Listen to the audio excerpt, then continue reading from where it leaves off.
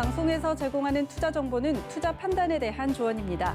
방송에서 제공하는 주식의 가치, 가격 상승 및 가격 하락에 대해서는 방송사에서 보장하지 않습니다.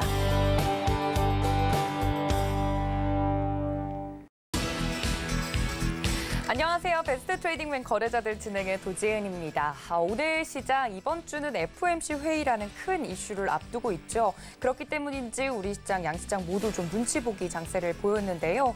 앞으로 우리 시장 어떤 방향성을 보여줄지 FOMC 회의까지 좀 기다려 봐야겠지만 오늘 수급에서 좀 인상적인 부분이 있었다면 드디어 연기금이 조금 들어오기 시작했다는 점입니다.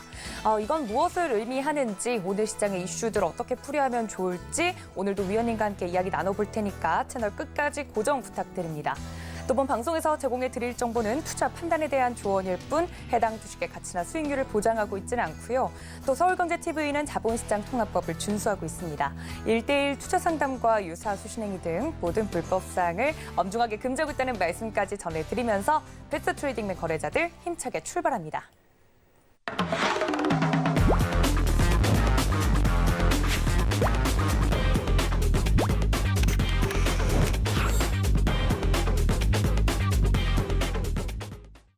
네, 한 주의 시작을 알리는 오픈맨이시죠. 정재훈 위원님과 함께합니다. 위원님 어서 오세요. 네, 위원님과 함께 또 시장 이야기를 나누어 보도록 할 텐데 이번 주 FOMC 회의를 앞두고 있잖아요, 위원님. 시장에선 다들 그 이슈를 좀 기다리고 있는 것 같긴 한데 변동성이 좀 큰 장세에서 개인 투자자분들이 힘들어하고 있다는 소식을 들었습니다. 이번 주 그리고 오늘 시장 어떻게 보셨을까요? 네, 사실 뭐 FOMC에 대한 얘기들은 좀 계속 나와주고 있는 그런 사항들이에요. 뭐 저도 신경을 좀 쓰고 있는 그런 사항들인데 과연 뭐 특별한 얘기가 있을까? 뭐 그런 부분들을 좀 생각해 보면 별로 없을 것 같아요. 사실. 네. 일단 오늘 시장은 뭐 한마디로 좀 보게 되면 FOMC 눈치 보기라고 좀 생각을 하고 있거든요. 눈치 보기 장세. 네, 이게 왜냐하면 이제 FOMC가 시작이 돼서 이제 가장 중요하게 볼 수 있는 그런 부분들은 이게 지금 신경을 쓰고 있는 부분들이 국채 10년물에 대한 금리 부분들이에요. 네. 계속 상승을 해주고 있는 그런 모습들이고 지난주 금요일 날 1년 내 최고치까지 올라가주는 그런 모습들을 좀 보였었기 때문에 과연 FOMC에서 어떠한 코멘트를 좀 할 것인가 거기에 대한 부분들 그다음에 두 번째는 이제 금리 인상이 과연 언제쯤 진행이 될 것인가 점도표에 대한 얘기들이 좀 이번에는 나올 수가 있는 그런 사항들이니까 거기에 따라서 뭔가 이 얘기가 좀 나오지 않을까 뭐 코멘트가 좀 나오지 않을까라고 좀 예상들을 좀 많이 하고 있는 그런 사항들이에요. 실질적으로 FOMC에서 기대를 하고 있는 거, 뭐 시장에서 나올 수 있는 그런 얘기들은 많이 있어요. 뭐 오퍼레이션 트위스트라든가, 네. 아니면 YCC라든가 뭐 이런 부분들인데 그 YCC 같은 경우는 그렇게 크게 걸어볼 수는 없을 것 같고요. 오퍼레이션 트위스트 같은 경우는 아무래도 이 부분들을 지금에 와서 할까? 뭐 그런 좀 생각도 좀 들기는 해요. 네. 그러면은 어찌됐든 간에 이 옐런 의장이나 얘기했던 그런 부분들을 좀 보게 되면 컨트롤할 수 있다, 충분히 컨트롤할 수 있다라는 그런 얘기들을 좀 계속적으로 반복적으로 해주고 있는 그런 모습들이거든요. 그렇기 때문에 과연 이제 결과를 좀 알고 나서 이제 봐야 될 것 같아요. 뚜껑을 이제 네. 딱 열어놓고 나서 어떻게 얘기가 나오는지 그러한 부분들 때문에 사실 오늘 시장의 흐름들은 좀 지루하고 좀 답답한 뭐 그런 모습들이 좀 아니었나 싶어요. 네, 사실 재미가 없는 장이었다고 평가도 하시더라고요. 프로그램 쪽도 매도가 좀 다시 나와주는 그런 모습들을 좀 보여주고 있고요. 그리고 외국인 쪽과 기관 쪽도 다시 매도로 좀 전환되는 그런 모습들이 좀 나타나고 있단 말이죠. 뭐 여기서 뭐 특별하게 이게 오늘 좀 놀라울 만한 일이다 뭐 이렇게 생각할 수 있는 부분들은 사실 뭐 없어요. 예. 거래소 시장에서 보게 되면 연기금 이게 얼마 만에 1,100억대 매수를 해줬냐. 요거 이외에는 뭐 다른 부분들은 그렇게 찾기는 어렵지 않나 싶어요. 코스닥 시장도 마찬가지로 외국 매도세로 좀 전환되는 그런 모습도 좀 보였었고 외국인 쪽에 있어서 수급적인 부분들은 전부 다 옵션이든 선물이든 현물이든 일단 매도 하방 쪽으로 좀 매도가 나와주는 그런 모습들 좀 보였단 말이죠. 그리고 또 하나는 고갱이 탁금 같은 경우도 지금 줄어드는 모습들이 좀 계속 나오고 있는 그런 상황들이에요. 고객 예탁금 같은 경우도 지금 좀 밀려 내려오고 있는 그런 상황들이고 11일 기준으로 해서 고객 예탁금이 60조대를 하회하는 그런 모습들이 좀 나왔어요. 수급적으로 좀 약해지고 있다라는 그런 부분들을 좀 생각을 해볼 수가 있을 것 같거든요. 그럼 이제 결국 결론은 그거예요. 지금 시장에서 투자자들이 좀 생각을 하고 있는 그런 부분들 중에서는 네. 그래서 시장이 더 빠진다는 거야? 그렇죠. 아니면 궁금하죠. 올라간다는 거야?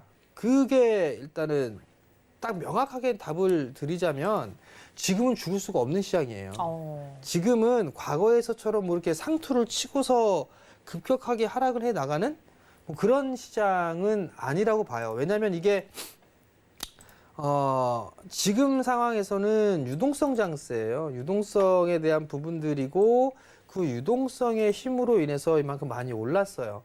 그럼 많이 올라가 있던 그런 부분들에서 그 다음 수순으로 넘어가는 거는 실적 장세예요. 이제 실적 장세, 금융 장세에서 실적 장세로 넘어가는 그 중간 단계에 있다라고 좀 보시면 좋은데 네. 거기에서 이제 금리에 대한 인상 뭐 이런 얘기들이 좀 나오면서 뭐 발작이라는 표현들을 좀 많이 할 거예요. 그러한 흐름들이 이 변동성이 좀 나와주는 그런 모습들을 좀 보인다라고 보시면 좋을 것 같고요. 사실 1.6대 1년치 미 국채 10년물이 1년 내 최고치를 좀 기록해주는 그런 모습들을 좀 보였는데 아무래도 이게 좀 더 올라가는 그런 모습들이 나오게 되면 변동성이 좀 꽤나 커질 수도 있는 그런 상황이 될 수 있다. 그렇게 좀 보고 있거든요. 그렇기 때문에 지금 구간에서는 좀 느긋하게 볼 수 있는 좀 여유를 갖고 볼 수 있는 그런 전략이 좀 필요하지 않을까라고 좀 판단이 되고요. 네. 오늘 아니면 막 못 살 것 같다라는 생각을 하는 것보다는 네. 뭐 오늘 올라가면 다른 거 사면 되지 뭐 이런 식으로 좀 심적으로 좀 여유를 갖고서 보는 그런 전략이 좀 필요하지 않을까 싶습니다. 알겠습니다. 그리고 또 수급적으로 좀 보면 오늘 좀 52거래일 만에 연기금이 들어온 것에 대해서 기사가 나오기도 했더라고요. 거기는 저희가 따로 이제 신경 써서 볼 필요는 없을까요, 위원님? 연기금 같은 경우는 아직까지 이게 회의가 아마 3월 달 운용 회의에 대한 부분들이 아마 이게 5월 달이었었어요, 원래가. 네. 근데 이제 3월 달에 개최를 하겠다라는 얘기가 있었거든요. 근데 그 상황에서 아직까지 끝난 그런 부분들은 회의를 하진 않았어요, 아직까지. 네. 그러면 지금 구간에서는 그냥 뭐 뜻을 의미를 좀 부여하는 그런 부분들보다도 네. 그냥 저가 매수 싼 종목군들의 일부 매수세가 좀 들어왔다. 그리고 굳이 뭐 매도를 했던 그 금액보다 좀 매수를 했던 금액이 좀 더 많았기 때문에 매수로 좀 집계가 된 부분들이 아닌가라고 좀 판단이 되고요. 네. 연기금 쪽에 있어서 계속적으로 뭐 매수세가 들어올 거다? 뭐 그런 생각은 안 하고 있기 때문에 일단 결과가 나와야지만 알 수 네. 있는 그런 사항들이기 때문에 지금 구간에서 뭐 별 의미를 두고 싶지는 않습니다. 알겠습니다. 오늘 또 연기관 수급이 들어온 점에 대해서 포인트로 짚는 분들이 만약에 계셨다면 그 부분들에 대해서도 궁금하셨던 분들 좀 참고가 되셨기를 바랍니다. FOMC 회의를 앞두고 눈치 보기 장세가 이어지고 있는 시장에 대해서 말씀을 해드렸는데요. 저희 정재훈 위원님과 함께 장중에도 함께하고 싶다 하시는 분들은 문자 받는 사람 샵 0082번으로 오픈 채팅방 입장이라고 보내주시면 관련된 링크 저희가 보내드리고 있습니다. 함께 해보시면 좋을 것 같고요. 오늘 시장에 대해서도 자세하게 말씀을 드린 만큼 장중에도 이야기 함께 나눠보시면 좋을 것 같습니다.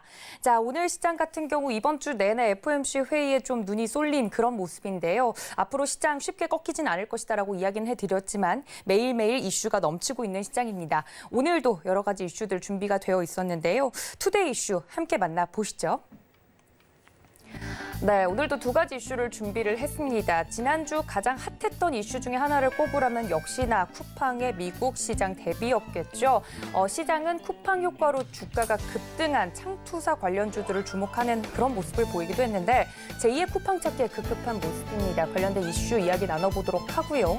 히토류 이야기가 또 계속 나오고 있습니다. 미국과 중국 간의 무역 분쟁이 제2 서막이 열리는 것이 아니냐라는 이야기가 나오면서 관련주 상승세 이어질지 한번 여쭈어 보도록 하겠습니다. 네, 지난주 금요일이었죠. 뜨겁게 우리 시장을 달궜던 이슈 중에 하나가 바로 쿠팡의 나스닥 상장이었습니다. 화려한 데뷔를 마친 쿠팡, 우리 시장은 거기에 더해서 제2의 쿠팡 찾기에 좀 급급한 모습인데 쿠팡 관련주로 움직였던 종목들도 있고요. 또 이렇게 제2의 쿠팡을 꿈꾸는 여러 가지 기업들이 줄줄이 대기하고 있다고 하는데 위원님 생각은 어떠세요? 테마주로 그냥 보는 게 나을지 아니면 앞으로 이런 관련주들 계속 눈여겨보는 게 좋을지 궁금한데요.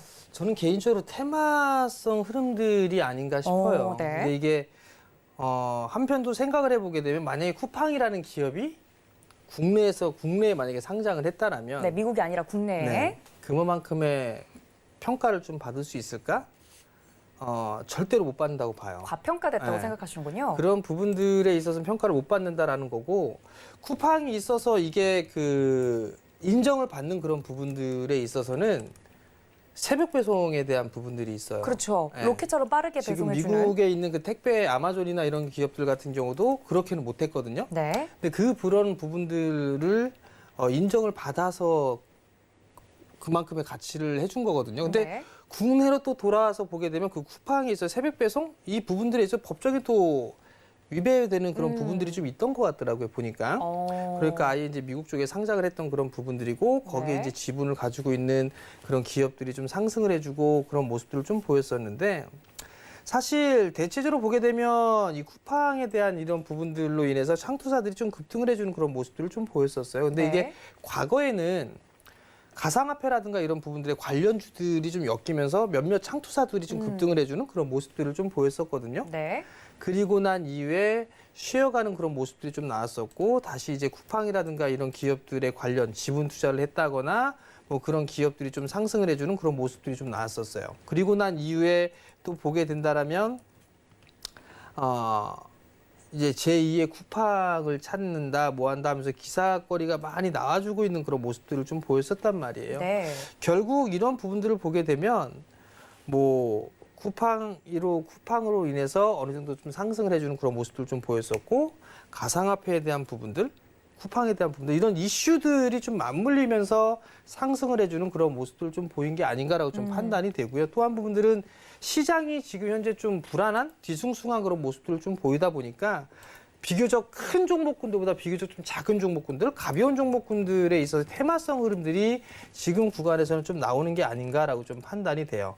그럼 결국 이제 쿠팡이라는 그런 이 기업을 제2의 쿠팡을 찾는다 뭐 이런 얘기들이 좀 나오면서 소식이 좀 전해졌었죠. 그럼 결국 크래프톤이라든가 뭐 마켓컬리라든가 네. 야놀자라든가 이런 기업들이 이제 해외 상장을 할 수 있다 뭐 이런 얘기들이 이제 막 돌아다니기 시작했어요. 그래서 네. 거기에 관련주들이 막 상승을 해주는 그런 모습들을 보였는데 과연 이 기업들이 과연 다 해외 상장을 바로 할 수 있을까? 저는 그렇지는 않을 거다라고 좀 판단이 돼요. 네. 결국 이러한 기업들 같은 경우는 사실 시간이 좀 걸릴 그럴 부분들이 있고 절차적인 그런 부분들이 있기 때문에 그냥 단기적인 이슈적인 그런 부분들이 아닌가라고 좀 판단이 되거든요. 근데 여기에서 뭐 그 좀 눈여겨 볼 수 있는 그런 부분들은 뭐 예를 들자면 대성창투 같은 경우는 직접 이 기업들에 있어서의 투자를 했던 그런 부분들이 있어요. 물론 창투사 쪽에서도 마찬가지로 창투사 자체가 좋은 기업을 투자를 할 수 있는 투자를 해서 그렇죠. 나중에 이제 엑시트하는 그런 구조를 좀 갖고 있는 그런 사업 모델이니까 네. 그러한 기업들이 상장을 하게 된다라면 그 평가에 대한 부분들이 상당히 좀 커질 수가 있는 그런 사항들이에요. 그럼 대성창투 같은 경우 넵툰이나 이런 것들을 투자를 했죠. 그러다 보니까 거기에서 이제 지분법 평가 이익에 대한 뭐 그 부분에서 지분 가치가 늘어난다라거나 아니면 투자를 회수했을 때 평가 이익 자체가 급증을 할 것이다 라는 그런 부분들의 얘기가 좀 나오고 있는 그런 사항들이에요. 그렇기 때문에 대성창투가 오늘 급등을 해주는 그런 모습들을 좀 보여준다라고 좀 보셔도 좋을 것 같거든요. 네. 이러한 기업들의 흐름들은 아마 좀 더 이어질 가능성이 좀 높아 보여요. 왜냐하면 시장에 있어서의 대안적인 그런 역할, 그러니까 테마성의 흐름들을 좀 보여주고 있는 그런 사항들이기 때문에 그러한 부분들 좀 기억을 하시면 좋을 것 같고 다만 이제 이런 것들을 좀 봐야 되겠죠. 이런 것들 차트를 좀 보시게 되면 뭐 KTCT 뭐 이런 기업들 테마성의 흐름들이 좀 나왔던 그런 기업들이잖아요. 한 차례 상승을 해주고 나서 밀려 내려왔다가 쌍봉의 모습을 치고서 시세가 좀 마무리가 되는? 그럼 결국은 이 부분들 말씀을 좀 드리는 이유는 대응을 좀 하실 수가 있어야 된다라는 얘기예요. 무조건적으로 얘네들이 해외 상장을 할 거야. 여기 지분을 가지고 있어. 그렇기 때문에 더 움직일 거야. 라는 그런 부분들 더 움직일 수도 있어요. 더 움직일 수도 있겠지만 고점이 나왔던 그런 부분들에 있어서는 리스크적인 부분들, 차익 매물이 쏟아질 수도 있는 그런 부분들이기 때문에 네. 리스크 관리도 필요한 그런 사항들이에요. 그렇기 때문에 아마 초보 주식을 하신 지 얼마 안 되신 분들 같은 경우라면 빨리빨리 수익을 단기적인 고수익을 원하기 때문에 변동성이 좀 큰 종목군들을 보시는 투자자분들이 좀 계시는데 뭐 보는 거는 좋아요. 보는 건 자유지만 대응을 하실 줄 알아야 된다라는 거. 내가 여기가 아니다라고 싶으면 잘라낼 줄 아는 그런 전략을 좀 세워야 된다는 거거든요. 네. 사실 이게 종목에 있어서 상담을 하고 매일 이제 상담 프로그램에서 진행을 하고 있지만 낮에도 하고 계시잖아요. 네. 네. 올라가는 것만 생각들을 하세요. 그러니까 주식은 올라갈 수도 있지만 빠질 수도 있는 그런 상황들이거든요. 그러면 그 빠지는 그런 부분들에 있어서 나는 뭐 5% 손절을 할 거야. 아니면 그 5일선이 이탈하게 되면 손절을 할 거야. 뭐 이런 전략적인 그런 부분들을 좀 세우고서 진행을 하셔야 되는데 무조건 좋다.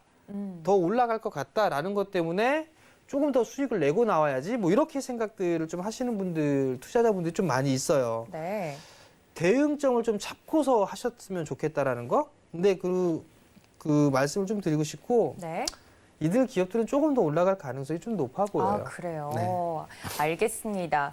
지난주 핫했던 쿠팡의 나스닥 상장 대비와 더불어서 오늘 월요일장에서는 이 쿠팡, 제2의 쿠팡을 꿈꾸면서 마켓컬리라든지 뭐 야놀자라든지 그리고 배틀그라운드로 유명한 크래프톤이라든지 IPO를 좀 앞두고 있는 거대한 기업들에 대한 투자에 대한 관심이 또 증가하기도 하고 관련해서 창투사 관련 종목들이 오늘 움직임을 보였는데 거기에 대해서 위원님께서 또 아무래도 좋은 종목을 사는 것도 중요하지만 올라갈 것만 생각하지 말고 떨어졌을 때 내가 이러한 빠른 움직임 속에서 어떻게 좀 대응을 할 것인가에 대해서 개인 투자자분들의 입장에서 또 이야기를 해드렸습니다.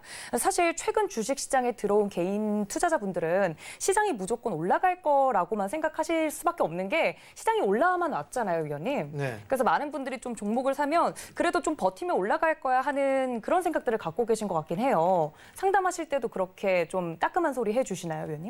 아니요, 따끔한 얘기는 안 하죠. 아, 그래요? 그럼 좋은 친절하게 얘기만, 해주시나요? 좋은 얘기만 해드리는데 사실 네. 이게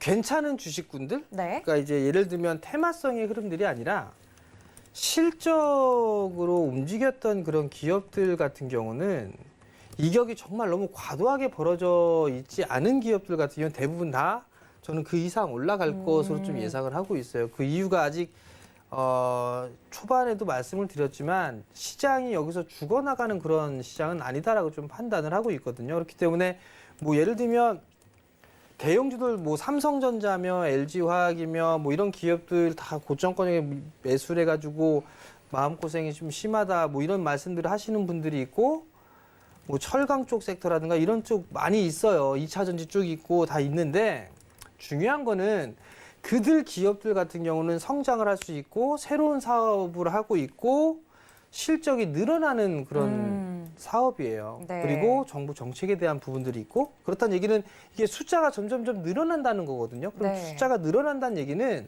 주가가 밀려 내려왔다 하더라도 다시 움직일 수 있는 그런 힘이 있어요. 근데 테마성의 흐름 종목군들 같은 경우는 어떤 재료나 이슈를 가지고 움직여주는 그런 종목군들도 있거든요. 근데 만약에 그 이슈와 재료를 가지고 실적이 계속 늘어나거나 그 네. 회사에 대한 가치가 점점 커진다거나 그렇게 된다라면 올라갈 수는 있겠습니다만 대체적으로 테마성에 있는 종목군들 같은 경우는 실적이 이렇게 잘 나오지는 좀 힘들어요. 네. 그러면 그런 종목군들 같은 경우는 자칫 잘못하게 된다라면 정말 오랜 시간이 걸릴 수도 있고 네. 그 이상 오지 못할 수도 있다. 대표적인 게 제약바이오예요. 네. 제약바이오 그 알겠습니다. 네. 코로나 쪽, 이 코로나에 관련돼 있던 부분들 뭐 백신이니 치료제니 하면서 정말 어마어마하게 시세가 났던 그런 기업들이 있어요. 많아요. 많은데 그들 기업 중에 실적이 제대로 나오는 기업들이 이렇게 많지가 않아요. 시젠처럼 정말 뭐 크게 실적이 좋아지는 그런 기업도 이렇게 많이 빠졌는데 네. 하물며 실적도 안 나오고 정말 부실한 그런 기업임에도 불구하고 바닥권에서 뭐 1000% 이상 올라가 있는 그런 기업들도 있거든요. 그런 기업들 같은 경우는 대응을 하셔야 돼요.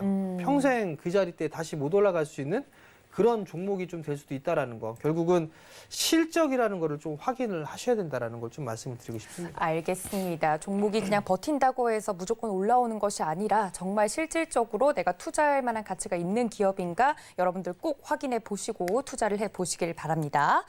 상담 전문가시기 때문에 제가 한번 더 여쭈어 봤습니다. 자, 두 번째 이슈로 좀 넘어가 볼까요? 요즘 이 모임이 좀 핫합니다. 친구들끼리도 만나면 그 모임의 이름을 짓곤 하잖아요. 최근에 이제 안보 동맹 모임인 쿼드가 계속해서 뉴스에 나오고 있는데 쿼드라고 하면 미국과 일본, 호주, 인도가 이 중국을 견제하기 위해서 만든 모임인데요. 쿼드 정신이라는 성명서를 회의가 끝난 뒤에 성명을 발표를 하면서 그 안에서 이제 이야기가 나왔던 것 중에 하나가 스마트폰, 전기차 배터리 등 이 핫한 사업에 들어가는 히토류, 이 핵심 소재로 쓰이는 것에 대해서 중국에서 전 세계 히토류가 58%가 중국에서 나오는데 이것을 그냥 보고만 있을 수는 없다라는 이야기가 또 실렸다고 합니다. 그 관련해서 히토류 관련 좀 오늘 움직인 것으로 풀이가 되고 있는데 히토류 이야기는 뭐 미중 무역 전쟁 이야기할 때도 계속 나왔던 부분이잖아요, 위원님. 오늘 특히 움직인 게 이 쿼드라는 모임이 다시 좀 활성화되면서 나온 게 맞을까요? 그렇다고 저는 보고 싶어요. 네. 그러니까 왜냐하면 이게 트럼프 대통령 전 대통령하고 무역 분쟁, G2 무역 분쟁이 좀 상당히 좀 컸었어요. 그렇죠. 계속 진행이 되었던 거니까. 근데 가만히 보게 되면 누가 이겼나 이렇게 보게 되면 승자는 없는 거 승자는 같아요. 없지만 네. 근데 중국이 그렇다고 해서 뭐 많이 쪼그라들었거나 뭐 그런 네. 부분도 없어요. 오히려 더 커졌어요. 근데 오히려 고래에 싸우면 새우등은 저희가 네. 터진 것 같아서. 그런 부분도 있죠. 근데 네. 이제 여기에서 쿼드라고 해서 이제 뭐 소위 말해서 모임이 있어요. 네. 뭐 미국하고 일본하고 뭐 인도, 호주 네. 이렇게 딱 했단 말이에요. 그러면서 히토리에 대한 얘기들, 뭐 중국 쪽에 있어서의 너무 의존도라든가 이런 부분들 줄이겠다라는 표현이에요. 그렇죠. 그러면 결국에 이 얘기가 이제 딱 나왔던 거는 미리 준비를 했던 것 같아요. 미국 쪽 같은 경우는. 히토류 만약에 이게 항상 언론에 나왔던 부분들이 뭐 중국 쪽에서 히토류의 많은 상당 부분을 참 차지를 하고 있기 때문에 히토류를 무기화할 것이다, 뭐 할 것이다 이런 얘기들도 많이 있었고 네. 그런 부분들을 미리 좀 준비를 해왔던 것 같아요. 어느 정도 이 충분한 양만큼의 뭐 수입을 미리 해놔서 재고를 쌓아놨다든가 그 재고를 쌓아놓고 난 다음에 준비를 좀 서서히 해 나갔던 것 같아요. 그렇게 되면서 이제 중국 쪽에 있어서 의존도를 좀 줄여 놓겠다. 뭐 얘기한 건데 사실 이 부분들은 중국을 좀 견제하기 위한 그런 모임으로 볼 수밖에는 없어요. 그렇죠. 모임으로밖에- 표면적에 나와 있지는 않지만. 그렇죠. 네. 그런 모임으로밖에 볼 수가 없는 그런 상황들이고 그렇다 보니까 요번에 또 급하게 중국하고 좀 만나잖아요. 네. 그러한 부분들이 아마 중국의 요청에 의해서 좀 만나는 게 아닌가라고 좀 판단이 돼요. 근데 실질적으로 또 보게 되면 과연 이게 히토류에 대한 관련주들이 상승의 흐름들이 나올까? 나올 수야 있겠지만 네. 이게 과연 제가 좀 전에 말씀을 드렸던 것처럼 실적이나 이런 부분들에 있어서 정말 뚜렷하게 개선될 수 있는 그런 모습들이 나올 수가 있을까?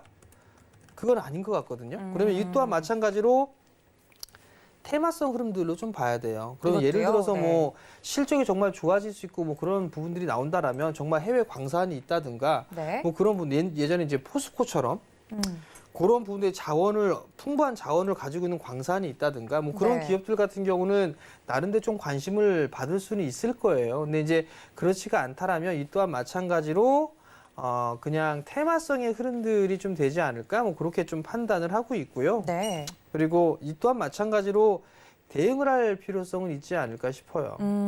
지금 구간에서 만약에 저도 이게 단기적인 이슈가 좀 될 것 같지는 않아요. 네. 그렇다고 내일 또 움직이게 되면 또 한번 수그러드는 차익 매물이 좀 나와줄 것 같은 그런 모습들이기는 한데 대충 좀 종목을 뭐 좀 보게 된다라면 뭐 유니온 모트리얼즈나 뭐 이런 부분들을 보게 되면 네.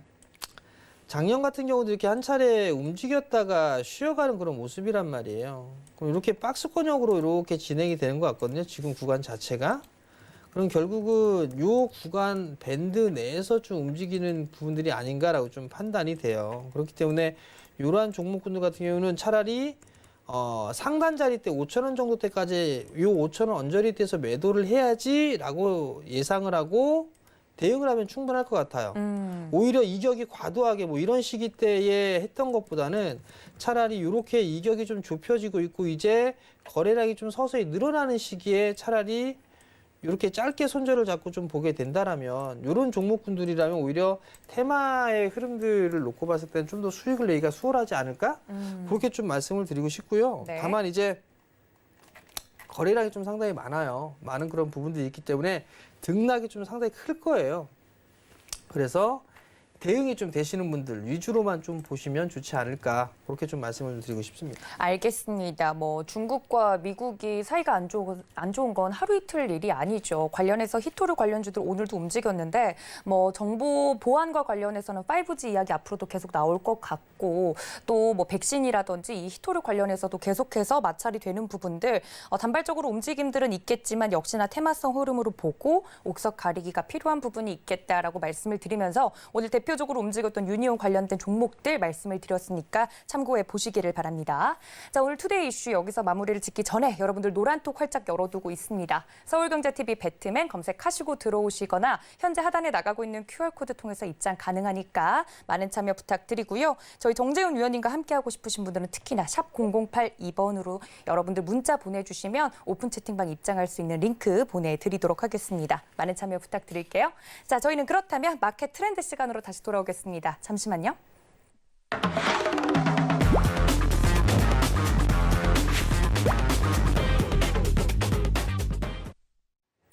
자, 그렇다면 본격적인 종목 이야기를 좀 다뤄보도록 하겠습니다. 오늘장에도 뭐 여러 가지 시장 대비해서 강하게 움직인 종목들도 있었고 시장 따라 좀 흘러내리는 종목들도 있었고 여러 가지 종목들이 있었지만 테마성으로 또 이렇게 팽팽 도는 종목들은 움직임이 큰 것들은 있더라고요. 오늘장 움직인 업종 중에서 눈여겨보신 쪽 어딜까요?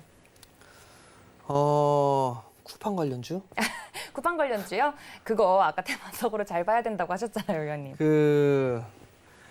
일단 오늘 좀 봤는데 네. 좀 지루했던 그런 부분들이 있어요. 5G도 조금 반등이 나올 듯 하다가 조금 밀리고요. 약해지는 네. 좀 뒷심이 딸리는 그런 모양새들을 좀 보였었는데요. 뭐 오늘은 뭐 그냥 좀 강했던 업종, 뭐 건설 업종이 아닌가 싶어요. 어느 분이 사임을 하죠. 네. 아무래도 어느 분이- LH 사태를 좀 예. 네. 책임을 지고 부동산 적폐. 이번 대통령 문재인 대통령 4년 임기 동안에 부동산 적폐는 못 하셨다라고 말씀을 하셨어요. 많이 잡으려고 네. 노력은 했는데 네. 네. 근데 이제 그 부분들은 못 했는데 요번에 이제 상당히 좀 신경을 좀 많이 쓰실 것 같아요. 근데 이제 신뢰가 무너졌어요, 사실. 이게 늑대 그 있잖아요. 이소부한가요? 네네. 늑대와 양치기 소년? 아, 늑대다라고 했는데 거짓말이었을 때 그렇죠. 나중엔 도와주지 않는. 그렇죠. 그러니까 신뢰가 깨졌던 그런 부분들이잖아요. 근데 이게 부동산 대책 자체가 이게 정책 자체가 시장에서 평가를 하고 있는 거는 완전히 실패했다라는 그런 부분들이 있었어요. 많이 올랐죠. 네, 집값이. 얘기가 네, 좀 잡으려고 있었었고 했는데. 거기에다가 이제 정책에 대한 방향을 확 바꿨어요. 물량을 이제 왕창 늘리겠다라는 그런 대책으로 좀 선회를 했는데 네. 여기에서 이제 터진 거죠. 투기에 대한 부분들 얘기가 이제 쫙 나왔죠. 네, 지금 언론 보도가 많이 되고 있죠. 그 보도가 좀 많이 나오면서 또 한 번의 이제 실망감을 안겨준 거란 말이에요. 근데 이제 여기에서 주도했던 그런 부분들을 공급 계획이나 이런 부분들은 계속적으로 좀 유지를 해 나가겠다라는 그런 표현을 좀 명확하게 하셨어요. 네. 그렇다는 얘기는 정책에 있어서의 방향은 그대로 유지가 될 것이다라고 좀 생각을 해도 좋지 않을까 싶어요. 근데 여기서 이제 개발에 대한 방식 자체를 공공주도로 좀 진행을 해왔던 이 부분들이거든요. 그러면 정부가 나라에서 네. 주도해서 하는 거란 말이에요. 공공기관에서. 근데 이만큼의 또 한 번의 실망감을 좀 안겨줬어요. 그렇다면 앵커님 같은 경우는 믿고 할 수 있겠어요? 나는 못할 것 같아요. 그렇죠. 아무래도 네. 쉽게 뭐 그죠? 앞으로 잡겠다고 했을 때 잡히지 않았으니까. 그렇죠. 그럼 공공주도로 했던 그 부분들이 어찌됐든 약해질 수밖에 없을 것 같아요. 그러면 민간 쪽에 있어서 같이 참여를 한다든가 어떠한 조치는 분명히 있어야 될 거예요. 공공주도로 하기는 좀 힘들지 않을까 싶어요. 그러면 민간 그 공공주도에서의 좀 뭔가 변화될 수 있는 그런 부분들이란 말이에요. 그러면 결국은 민간 건설업체라든가 이런 쪽, 디벨로퍼 쪽이라든가 이런 쪽에 참여를 할 수밖에 없는 그런 상황이란 말이죠. 그럼 판때기는 다 깔렸네요. 네. 부동산 대책에 있어서 부동산의 보급은 많을 거예요. 많을 건데 공공주도에서 했던 그런 부분들이 민간 쪽에 참여를 할 수밖에 없게 될 것 같아요. 그러면 건설주들 수혜죠. 그러니까 오늘 반응이 좀 나온 그런 부분들이거든요. 지난주 금요일부터. 네. 건설 섹터들은 중장기적으로 보셔야 됩니다. 보셔야 되고요. 제가 그 방송에 종목 상담을 하는 그런 프로그램 혹은 여기에서도 좀 말씀을 드렸을 거예요. 네. 어디 아파트 살고 싶어요? 아, 그때 이야기를 네. 했었죠. 제가 어디 아파트 그때 살고 싶어요? 아파트 브랜드 중에 자이라고 제가 네, GS건설 사시면 되고요. 여러분들도 마찬가지입니다. 정해주셨죠. 네. 나는 이 편한 세상이 좋아. 그럼 DLENC를 사시면 돼요. 네. 그리고 나는 레미안이 좋아. 삼성물산 사시면 됩니다. 네. 뭐 프로듀서 살고, 프로듀어 뭐 대우건설 있잖아요. 사시면 돼요. 네. 그러니까 그런 부분들을 왜 말씀을 드리냐면 나 깔아 놓은 거잖아요. 정부 대책 자체가. 그쵸. 나 물동량 이게 얼마만큼 할 거야. 그 부분들을 했는데 이거를 다 참여를 할 수밖에 없을 거란 말이에요. 그러면 당연히 실적은 좋아질 수밖에 없죠. 근데 건설밖에 안 할까요? 인프라 투자도 해야 될 거 아니에요. SOC 사업도 해야 될 거 아니에요. 거기에 따른 수혜도 분명히 또 있을 거란 말이에요. 그러면 건설, 토목 쪽의 이 부분들에 있어서는 저는 좀 여유 있게 보게 된다라면 이 자리대에서 훨씬 더 많이 올라가 있지 않을까라는 저는 판단을 해요. 그렇기 네. 때문에 대놓고 말씀을 드리죠. 조정받을 때 사세요. 건설주들은. 한 1년 이상 뭐 올 연말 이상을 본다. 사셔도 된다고 말씀을 좀 드리고 싶고요. 가급적이면 좀 메이저 애들을 사세요. 메이저 애들. 네, 뭐 자이.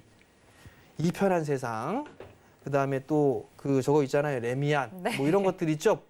푸르지오 뭐 이런 것들. 좋아하는 아파트 브랜드 따라. 센트레빌 뭐 이런 것도 있어요. 센트레빌 뭐 이런 거. 이런 쪽에 있어서 좀 이름이 있는 그런 쪽을 좀 보셔도 좋지 않을까.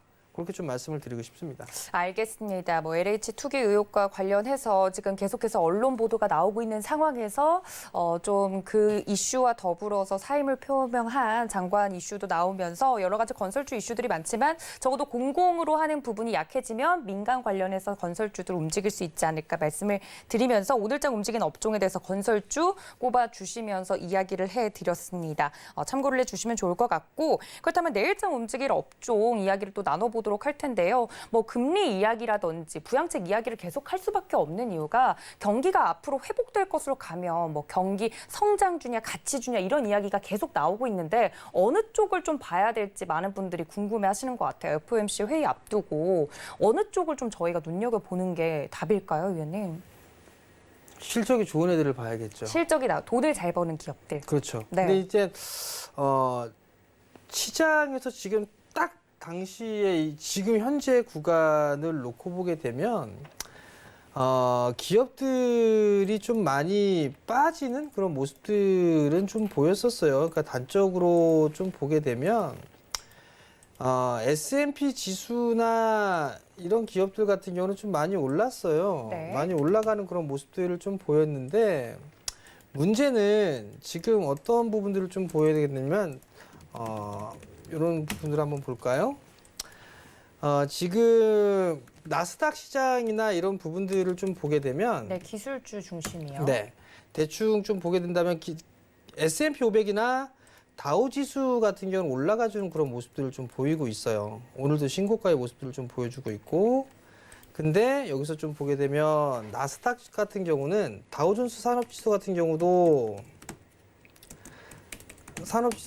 신고가의 모습들을 좀 보여주고 있는데 나스닥 종합 같은 경우는 좀 밀려 내려오는 폭이 좀 있었어요.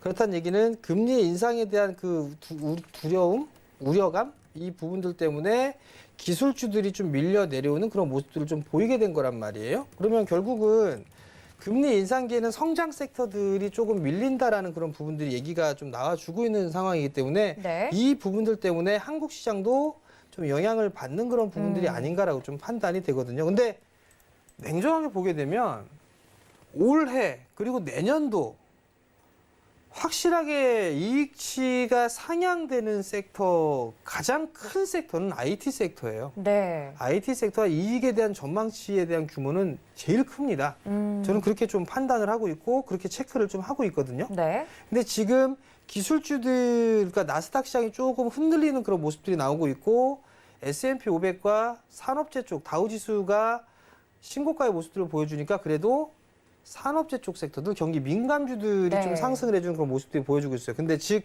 결국은 포스트 코로나를 좀 대비하는 그런 게 이미 좀 시작되고 있는 그런 상황들이에요. 경기가 좋아질 걸 대비해서요. 그렇죠. 그러면 결국은 내일장에 있어서 흐름들을 보게 되면 산업재 쪽 섹터들이 여전히 좀 순환매가 좀 나와주는 그런 모습들을 좀 보이지 않을까 싶어요.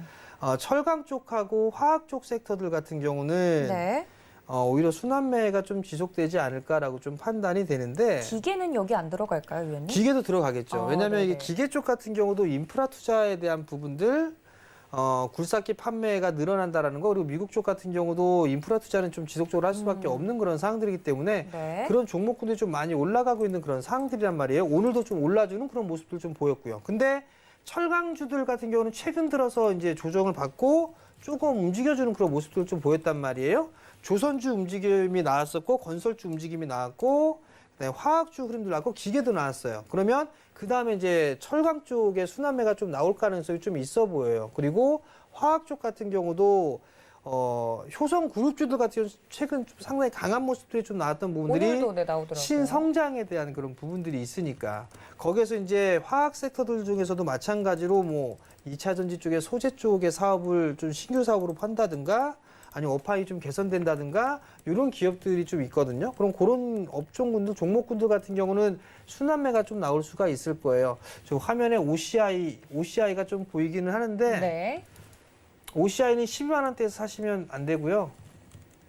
12만 원 밑에서 갑자기 종목 상담이에요. 보시라는 말씀을 네. 좀 드리고 싶고, 왜냐면 저게 박모 PD라고 있어요. 모 PD가 있는데 하도 OCI 얘기해갖고서 그 말씀을 드리는 거 이거 좀 참고를 하시면 좋을 것 같고. 사셨나 봐요. 네? 사셨나 봐요. 그러세요. 네, 네. 뭐 그거 갖고 뭐 결혼할 때까지 가져간다고 하는데 아유, 결혼 자금으로 쓰시는 네, 건데. 그건 모르겠고요. 네. 어찌됐든 다 좋은 기업들이에요. 다 좋은 기업들인 부분들이고 내일장에는 순환매가 이쪽으로 좀 돌지 않을까라고 좀 판단이 되고요. 한 가지 팁을 좀 더 말씀을 드리면 나스닥 시장 좀 잠깐만 볼게요. 네. 나스닥 시장이 이 13,000자리대를 다시 안 깨고 내려가면 시장은 그나마 좀 괜찮을 수도 있어요. 그러니까 코스닥 쪽 IT 쪽에 있어서의 흐름들은 괜찮을 수 있어요. 그러니까 순환매가 나오든 IT, 그러니까 반도체, 디스플레이, 휴대폰 뭐 이런 쪽 있죠. 소부장 쪽. 네. 5G나 2차 전지 이쪽에 있어서의 흐름들은 13,000포인트만 깨지지가 않는다라면 흐름들은 좀 양호하게 좀 나올 수가 있는 그런 상황이 되지 않을까 싶거든요. 그렇기 때문에 그 기준점을 좀 13,000포인트로 좀 잡아놓고 보시면 좋을 것 같고 네. 내일장에 있어서의 순환매 같은 부분들은 철강 쪽이라든가 그다음에 화학 쪽, 뭐 결국은 저 네. PBR 종목군들이 있어요. 사실 네. 철강 쪽 같은 경우는 네. 예를 들면 종목을 하나 좀 볼까요? 뭐가 있을까요? 철강 섹터를 하게 되면 뭐가 떠오르세요? 포스코요. 전 현대제철이 떠오릅니다. 네. 현대제철 한번 볼게요. 아니 그렇게 답이 정해져 있으면 먼저 네. 보셨으면 됐잖아요, 의원님. 포스코는 비싸서 30만 알겠습니다. 8천 원. 네. 포스코 같은 경우를 보게 되면 포스코가 사실 대장이에요. 네. 3월 달에 고점을 치고 난 이후에 좀 숨고르기가 들어간 거고 현대제철 같은 경우는 1월 달에 고점을 쳤어요. 포스코 같은 경우는 3월 달에 고점을 쳤고 근데 현대제철 같은 경우를 좀 보는 이유가 현대 그룹사들이 지금 신재생 그린 뉴딜 쪽의 사업을 상당히 공격적으로 하고 있어요. 그렇죠. 대표적인 게 현대차, 기아차에 있어서 전기차, 수소 전기차 네. 하고 있고요. 그럼 얘네들 이거 그 겉에 뭐 누가 어디 거 쓸 것 같아요? 현대제철 거 쓸 거 아니에요, 그죠? 현대 거 쓰겠죠, 현대제철 거 쓰겠죠. 거기 또 하나는 현대제철이 또 수소 쪽의 사업까지도 진행을 그쵸, 하고 있단 말이에요. 현대로템이라든지. 예. 네. 그걸 하고 있죠. 현대제철, 현대로템 뭐 이런 쪽을 하는데 현대제철도 마찬가지로 수소를 좀 추출해낼 수 있단 말이에요. 그쪽 부분들이 있어서 그럼 수소 사업에 진출을 뛰어드는 그런 사항들이고 그게 새로운 성장 동력이 될 수 있는 그런 부분들이고 또 하나 그럼 결국은 전기차 판매에 상당히 좀 좋은 그런 모습들이 나오고 있으니까 실적은 증가가 될 거고 실적은 증가가 되는데 주당 자산 가치 보니까 지금 12만 원대란 말이에요. 그러면 결국은 이게 주당 자산 가치가 12만 원대인데 과거 옛 영광을 누리면서 최고 실적은 내지는 못했지만 그래도 회복에 대한 부분들이 뚜렷하게 나타난다라고 하게 된다라면 적어도 좀 더 올라갈 수 있는 그런 자리대를 만들어줄 수 있지 않을까 싶어요. 그러면 뭐 현대제철이라든가 아니면 KG 동부제철이라든가 네. 아니면은 뭐 동국제강이라든가 이런 종목군들은 괜찮아 보여요. 사실 뭐 KG 동부제철 같은 경우 올라간 것도 없어요. 올라간 것도 없기 때문에 한 번쯤에 흐름들은 좀 나올 수 있지 않을까 싶고요.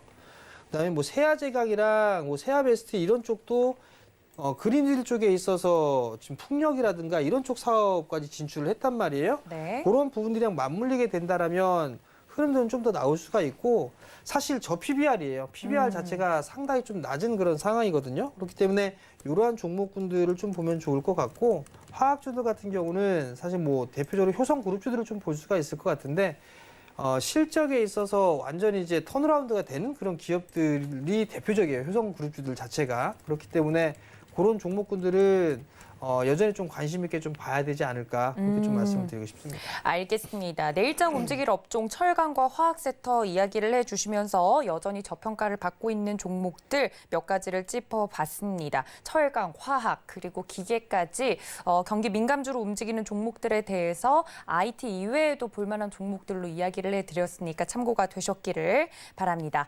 지금 현재 아래 노란톡 이야기가 나가고 있는데 저희 정재훈 위원님과 함께 하시고 싶으신 분들은 문자 샵 0082번으로 이야기를 해주시면 내일 일괄적으로 링크를 보내드리도록 하겠습니다. 참고해 주시면 좋을 것 같아요.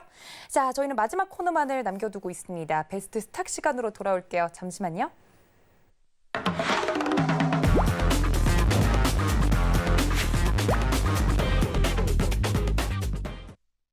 자, 위원님과 함께 이야기를 나눠보는 마지막 코너인데요. 베스트 스탁은 하나의 종목을 위원님께서 좀 자세하게 분석해 주시는 시간이죠. IT 쪽을 가져오셨으려나 아니면 경기 민감주 쪽을 보시려나 예상을 좀 해봤는데 전혀 다른 업종이 보이네요. 어떤 쪽을 볼까요, 위원님? 예, 일단은 이것저것 좀 고민을 좀 해봤는데요. 네, 변동성이 커서 또 시장이. 시장이 좀 힘들어요. 힘든 그런 모습들을 좀 보여주고 있고 그렇다고 해서 오늘 내일장 움직일 업종에서 어떻게 쏙 갖다 껴놓을 수도 없는 그런 상황이라 양심적이시네요, 위원님. 통신주를 좀 말씀을 좀 드려야 되지 않을까 싶어서 네. 그래서 좀 말씀을 좀 드리려고 통신주를 좀 가지고 왔는데요. SK텔레콤이에요. SK텔레콤을 좀 봐야 되는 이유? 보는 이유? 이 네. 부분들은 뭐 여러 가지가 있겠지만 보통 통신 섹터들 같은 경우는 네. 지수 방어주 역할을 좀 해요. 내수 쪽의 비중이 좀 많은 그런 사항들이기 때문에 일단 그나마 좀 변동성은 좀 크지는 않더라도 네. 그래도 이렇게 크게 밀리지는 않을 것이다. 그렇게 좀 판단이 되기 때문에 좀 안전한 종목군들 위주로 좀 말씀을 드리고 싶은 거거든요. 그러니까 결국은 불안전한 이런 시장에서 그나마 좀 대안이 될 수 있지 않을까라는 점을 좀 말씀을 좀 드리고 싶어요. 사실 이게 5G라는 게 이제 좀 오래됐어요. 네. 그러면서 불만도 많고 지금 5G 터지세요?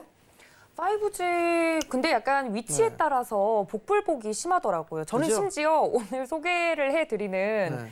그 종목인 네. SK텔레콤이 아닌 다른 통신사를 쓰다 보니까 네. 더 잘 안 터지는 것도 KT인가요? 있고요. 아니요, 저 LG U 플러스? 네, 맞습니다. LG U 플러스도 괜찮긴 한데 그 중국제 제품 쓰고 있죠. 아니요. 저 SK텔레콤이거든요. SK텔레콤인데 이 서울경제 이 스튜디오 안에서도 네. 5G 안 터집니다. 아, 그래요? 자, 어찌됐든 간에 계속 설비 투자를 해 나갈 거예요. 근데 과거에서부터 계속 해왔어요. 계속 해오고 있고 지금도 진행 중이에요. 근데 가입자 수가 계속 늘어나고 있는 그런 모습들을 보여주고 있어요. 늘어나고 있는 그런 모습들을 보여주고 있다는 건 수익성이 점차적으로 개선이 되고 있는 그런 모습들이 좀 나오고 있거든요. 그렇기 때문에 SK텔레콤을 좀 봐도 좋지 않을까라는 점을 좀 말씀을 드리고 싶고요. 또 한 부분들은 기사 뭐 카카오 쪽이라든가 기업 간에 있어서 협업 이런 부분들도 있는 그런 상황들이에요. 요즘에는 예전에는 정말 그 기업 간에 이런 협업을 하거나 이런 게 크진 않았어요. 네. 근데 코로나 이후부터를 좀 보게 되면 기업 간에 협업을 하는 그런 부분들이 상당히 좀 많이 늘어나고 있는 추세거든요. 지금 보니까 인공지능 쪽으로 네, 같이 협업을 한다네요. 강점이 있는 그런 부분들이 있는 기업들끼리 뭉쳐가지고 시너지를 내는 그런 부분들이 좀 상당히 많아졌었어요. SK텔레콤도 마찬가지로 인공지능 쪽에서 협업을 통해서 뭔가 좀 시너지를 내고자 하는 그런 부분들이 있을 거예요.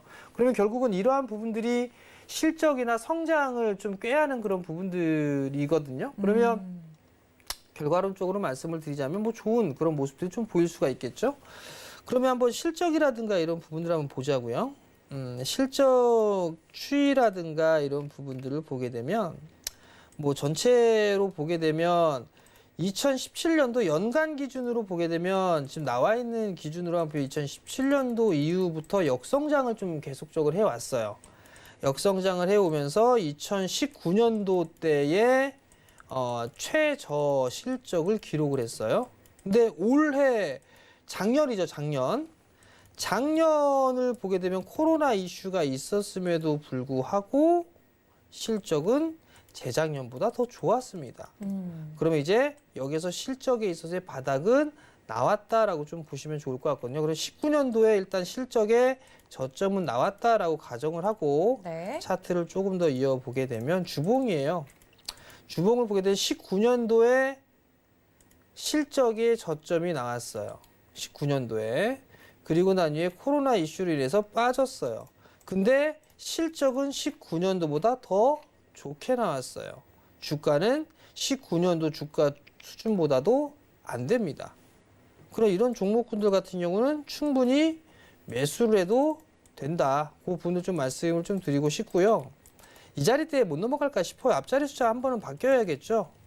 뭐 앞자리 숫자 중기적으로 좀 보게 된다면 저는 충분히 앞자리 숫자 한 번, 두 번은 좀 그럴 것 같고 한 네. 번은 충분히 좀 바뀔 수 있지 않을까 싶어요. 그러면 여기서 이렇게 징그럽게 무거운 주식인데 이거를 좀 길게 봐야 되느냐. 그만큼 지수가 밀려 내려오더라도 방어적인 좀 역할을 했던 그런 부분들이 포인트로 좀 볼 수가 있을 것 같고요. 네. 또 한 부분들은 배당이 점차적으로 좀 늘어나고 있다라는 거, 이 부분들은 좀 긍정적으로 좀 볼 수가 있어요. 요즘에 이제 과거와는 다르게 한국 시장이 재평가를 좀 받아야 되는 이유 중에 하나가 과거에는 배당에 상당히 인색했던 나라예요. 우리나라 자체가. 네. 배당을 정말 징그럽게 안 줬는데 이제는 배당을 늘리기 시작을 했단 말이에요. 그러면 거기에 있어서 디스카운트의 요인을 받을 필요성은 없다라고 좀 판단이 되거든요. 그러면 결국 실적, SK텔레콤 같은 경우는 실적에 대한 증가세는 유지가 될 것이고 성장은 좀 지속할 것이다. 배당 수익도 점차적으로 좀 늘어나는 그런 모습들을 보여주게 된다라면 저는 충분히 SK텔레콤도 좀 여유 있게 보는 투자자분들이라면 네. 저는 관심 있게 좀 봐도 좋은 기업이 아닐까 그렇게 좀 말씀을 드리고 싶습니다. 알겠습니다. 이렇게 변동성이 큰 시장 속에서도 경기 방어주로서 톡톡히 해나가고 있는 이런 통신사 관련주 중에서 SK텔레콤 오늘 이야기를 해드렸습니다. 5G 가입자 증가로 인해서 이익 개선이 지속될 것이다라는 이야기 해드리면서 자세하게 차트도 봐드렸는데요. 저희 이런 정재훈 위원님과 함께 장중에도 함께하고 싶다 하시는 분들 노란톡 어떻게 들어오는지 궁금하실 것 같습니다. 문자 샵 0082번으로 오픈 채팅방 입장이라고 보내주시면 저희가 일괄적으로 관련된 내용 전달해 드리도록 할 테니까 많은 참여 부탁드리도록 하겠습니다.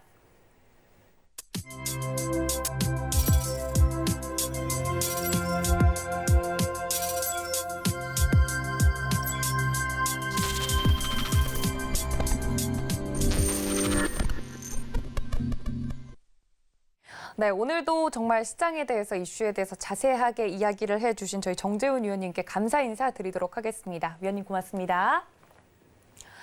또 본 방송에서 제공해 드린 정보는 투자 판단에 대한 조언일 뿐 해당 주식의 가치나 수익률을 보장하고 있지는 않습니다. 또 서울경제TV는 자본시장 통합법을 준수하고 있죠. 1:1 투자 상담과 유사 수신행위 등 모든 불법 사용을 엄중하게 금지하고 있다는 말씀까지 전해드리면서요.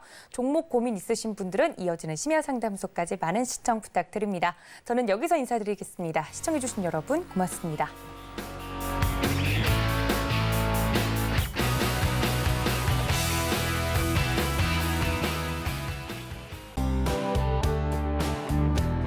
본 방송에서 제공하는 투자 정보는 투자 판단에 대한 조언입니다. 방송에서 제공하는 주식의 가치, 가격 상승 및 가격 하락에 대해서는 방송사에서 보장하지 않습니다.